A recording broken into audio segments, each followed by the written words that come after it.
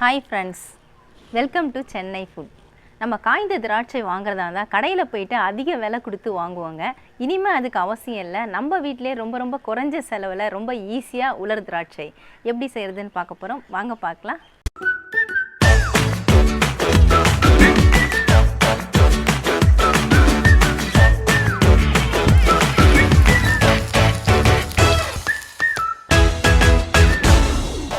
உலர் திராட்சை செய்யறதுக்காக நான் 1/2 கிலோ அளவுக்கு இந்த திராட்சை எடுத்துருக்கேங்க. இதில் வந்து சீட்ஸ்லாம் கிடையாது, விதை இல்லாத திராட்சை எடுத்துக்கோங்க. பச்சை கலரில் இருக்கக்கூடிய திராட்சை தான் நான் எடுத்திருக்கேன். இதை மிளகு திராட்சைன்னு கூட சொல்லுவாங்க. இந்த திராட்சையை பார்த்தீங்கன்னா இந்த மாதிரி நமக்கு கொத்து கொத்தாக தான் கிடைக்கும். நான் அதிலிருந்து உதுத்து எடுத்து வச்சுருக்கேன். எல்லாத்தையும் தனித்தனியாக நான் பிரித்து எடுத்து வச்சுருக்கேன். இந்த திராட்சையில் சில திராட்சைகள் பார்த்தீங்கன்னா டேமேஜ் இருக்கும். இந்த மாதிரி டேமேஜாக இருக்கக்கூடிய திராட்சைகளை நீங்கள் தனியாக எடுத்துருங்க. அதெல்லாம் நம்ம உலர் திராட்சையில் சேர்க்கக்கூடாது. சேர்த்தா நமக்கு டேஸ்ட் இருக்காது, சீக்கிரம் கெட்டு போயிடும். அதனால இதெல்லாம் சேர்க்காதீங்க. எனக்கு ரொம்ப அதிகமாக இல்லை, 3 திராட்சை மட்டும் தான் எனக்கு வேஸ்டேஜ் இருந்தது. அதை நான் தனியாக பிரித்து எடுத்து வச்சுட்டேன். இப்போ இந்த திராட்சையை பார்த்தீங்கன்னா நம்ம சால்ட் வாட்டரில் ஊற விடணும். திராட்சை முழுகிற அளவுக்கு தண்ணி சேர்த்துக்கோங்க. தண்ணி சேர்த்துட்டு இதில் 1 டீஸ்பூன் அளவுக்கு சால்ட்டு நல்லா ஃபுல்லாக எடுத்துருக்கேன் நான் டீஸ்பூனில். அதை இதில் சேர்த்து விட்டுருங்க. சேர்த்து விட்டுட்டு கைகளை வச்சு நல்லா இப்படி லைட்டாக கலந்து விட்டுடுங்க. எதுக்காக இந்த மாதிரி சால்ட் வாட்டரில் நம்ம ஊற விடுறோம் அப்படின்னு பார்த்தீங்கன்னா, இந்த திராட்சையில் மேலெல்லாம் நல்லா கெமிக்கல்ஸ்லாம் இருக்கும்.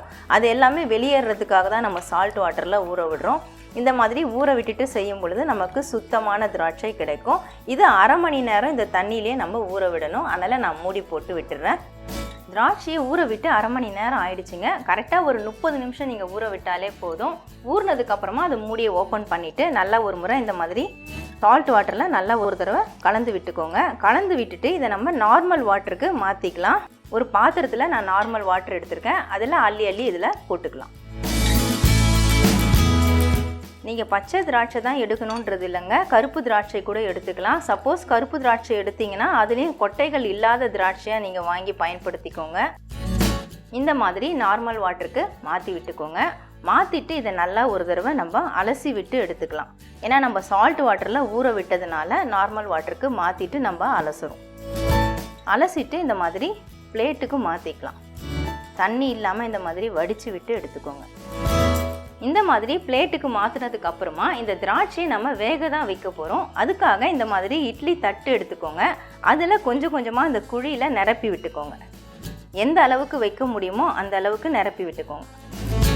இட்லி தட்டில் வச்ச திராட்சையை நம்ம வேக வச்சுக்கலாங்க. நீங்கள் வேக வைக்கிறதுக்கு திராட்சையை அலசும் பொழுது நீங்கள் இட்லி பாத்திரத்தில் தண்ணி ஊற்றி ஸ்டவ்வில் சிம்மில் வச்சுருங்க. ஒரு 4 டம்ளர் அளவுக்கு நான் தண்ணி ஊற்றி வச்சுருக்கேன். பாருங்கள், தண்ணி நல்லா கொதிச்சிட்டு இருக்குது. இந்த சமயத்தில் நம்ம இட்லி தட்டை உள்ளே வச்சுக்கலாம். நான் 1/2 கிலோ திராட்சை எடுத்ததுனால 2 இட்லி தட்டு பயன்படுத்தியிருக்கேன். ஆனால் 2 தட்டுமே பெரிய தட்டு தான். நீங்கள் எவ்வளோ திராட்சை எடுக்கிறீங்களோ அதுக்கு தகுந்தாப்புல இட்லி பாத்திரம் பயன்படுத்திக்கோங்க. இந்த மாதிரி செட் பண்ணி விட்டுட்டு நம்ம மூடி போட்டு விட்டுடலாம். ஹை ஃப்ளேமில் வச்சுட்டு 10 நிமிஷம் வேக விட்டுக்கோங்க. திராட்சையை வேக விட்டு 10 நிமிஷம் ஆயிடுச்சுங்க. நான் மூடியை ஓப்பன் பண்ணிடுறேன். திராட்சை எல்லாமே நல்லா சுருங்கி வந்திருக்குங்க. சில திராட்சை பார்த்தீங்கன்னா சரியாக சுருக்கம் வரலை. நல்லா சுருக்கம் வர அளவுக்கு நம்ம வேக விடணும். அதனால் இன்னும் ஒரு 5 நிமிஷம் நம்ம வேக விட்டுக்கலாம். மறுபடியும் 5 நிமிஷம் நான் வேக விட்டுட்டேங்க. இப்போ மூடியை ஓப்பன் பண்ணிடலாம். பாருங்கள், நல்லா சுருக்கம் வந்திருக்கு கிரேப்ஸ்லலாம். இந்த மாதிரி நம்ம எடுத்து பார்க்கும் பொழுது இந்த கிரேப்ஸில் நல்லா சுருக்கம் இருக்கணும். சுற்றி இந்த மாதிரி சுருக்கம் வரணும். இந்த அளவுக்கு நம்ம வேக வச்சு எடுத்துக்கணும். எனக்கு 15 நிமிஷம் ஆச்சு. உங்களோட இட்லி பாத்திரத்தை பொறுத்து நீங்கள் 15 நிமிஷமோ இல்லை 20 நிமிஷமோ நீங்கள் வேக வச்சு எடுத்துக்கலாம். இது நல்லா ஆறட்டும். ஆறினதுக்கப்புறம் நம்ம பிளேட்டுக்கு மாற்றிக்கலாம். வேக வச்ச கிரேப்ஸ் எல்லாத்தையும் நான் ஆற விட்டுட்டு பிளேட்டுக்கு மாற்றி வச்சுருக்கேங்க. இந்த மாதிரி ஆற விட்டுக்கோங்க.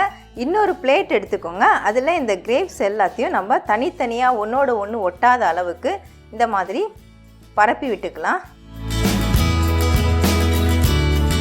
கிரேப்ஸ் எல்லாத்தையும் நான் பிளேட்டுக்கு மாற்றிட்டேங்க. ஒன்றோட ஒன்று ஒட்டாமல் தனித்தனியாக இருக்கிற மாதிரி இந்த மாதிரி பரப்பி விட்டுக்கோங்க.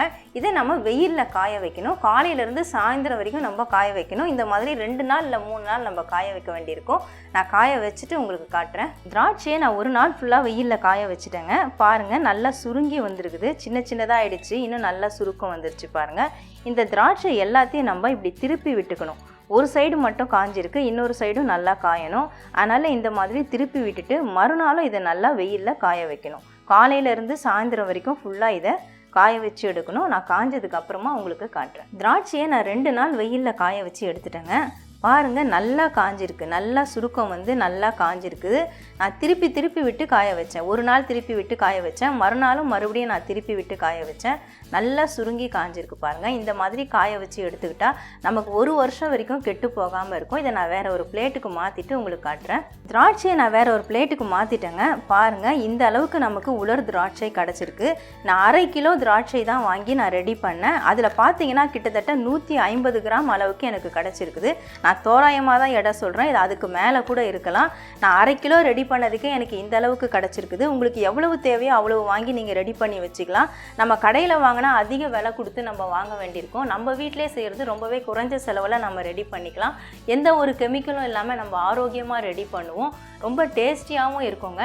இதை நீங்கள் கண்ணாடி பாட்டில் இல்லைனா டைட்டாக மூடி போட்ட கண்டெய்னர் பாக்ஸ், பாலித்தீன் கவர் இந்த மாதிரி நீங்கள் ஸ்டோர் பண்ணி வச்சுக்கலாம். ஆனால் ஃப்ரிட்ஜில் வச்சுட்டு யூஸ் பண்ணிங்கன்னா 1 வருஷம் வரைக்கும் வச்சு பயன்படுத்தலாங்க. அந்த அளவுக்கு நல்லாயிருக்கும். இது கெட்டு போகவே போகாது. நான் பார்த்தீங்கன்னா இந்த மாதிரி கண்ணாடி பாட்டிலில் தான் நான் ஸ்டோர் பண்ணி வைக்க போகிறேன். ஸ்டோர் பண்ணிவிட்டு இதை நான் ஃப்ரிட்ஜில் வச்சிட்டோம்னா இது 1 வருஷம் வரைக்கும் நம்ம யூஸ் பண்ணிக்கலாம். எப்போல்லாம் நம்ம ஸ்வீட்ஸ்லாம் ரெசிபீஸ்லாம் செய்கிறோமோ அப்போல்லாம் நம்ம இதை பயன்படுத்திக்கலாம். நான் இந்த மாதிரி வீட்டில் இருக்கக்கூடிய கண்ணாடி பாட்டிலில் தாங்க ஸ்டோர் பண்ணி வைக்கிறேன். ஆனால் பாட்டிலில் சுத்தமாக ஈரம் இருக்கக்கூடாது. சுத்தமாக நல்லா காய வச்சுட்டு அதுக்கப்புறமா நீங்கள் ஸ்டோர் பண்ணி வச்சுக்கோங்க. இது மாதிரி ஸ்டோர் பண்ணி வைக்கிறதுனால நமக்கு 1 வருஷம் கெடாதுங்க. ஆனால் வெளியே வைக்கக்கூடாது, கண்டிப்பாக ஃப்ரிட்ஜில் தான் வைக்கணும். ஃப்ரீசரில் வைக்க வேண்டிய அவசியம் கிடையாது. இது மாதிரி நம்ம யூஸ் பண்ணுறதுனால நிறைய ரெசிபீஸ்க்கு நம்ம திராட்சையை கடையில் வாங்க வேண்டாங்க. நம்ம வீட்டிலே ரெடி பண்ணி வச்சுட்டு நம்ம பயன்படுத்த முடியும். அதுவும் குறிப்பாக பார்த்தீங்கன்னா இப்போ கோடை காலத்தில் தான் இந்த மாதிரி நம்ம ப்ரிப்பேர் பண்ணிக்க முடியும். நீங்கள் அதிகமாக வாங்கிட்டு கூட ரெடி பண்ணி வச்சுட்டு 1 வருஷம் வரைக்கும் வச்சு பயன்படுத்திக்கலாம். ரொம்ப யூஸ்ஃபுல்லாக இருக்கும். குறைஞ்ச செலவில் உலர் திராட்சை பண்ணுறது ரொம்ப யூஸ்ஃபுல்லான ஒரு டிப்பு. கண்டிப்பாக ட்ரை பண்ணி பாருங்கள். உலர் திராட்சை நம்ம வீட்டிலே ரொம்ப ஈஸியாக எப்படி செய்கிறதுன்னு வீடியோவில் பார்த்துருப்பீங்க. இந்த திராட்சையை நம்ம பலவிதமான ரெசிபீஸ்க்கு யூஸ் பண்ணலாம். ரொம்ப டேஸ்டியாக இருக்கும். கண்டிப்பாக ட்ரை பண்ணி பாருங்கள். உங்களுக்கு இந்த வீடியோ பிடிச்சிருந்தா லைக் பண்ணுங்கள், ஷேர் பண்ணுங்கள், சப்ஸ்கிரைப் பண்ணுங்கள். பக்கத்தில் இருக்க பெல் ஐக்கானை கிளிக் பண்ணிக்கோங்க. அதில் ஆல்னு ஒரு ஆப்ஷன் காட்டும், அதையும் கிளிக் பண்ணிக்கோங்க. நன்றி, வணக்கம்.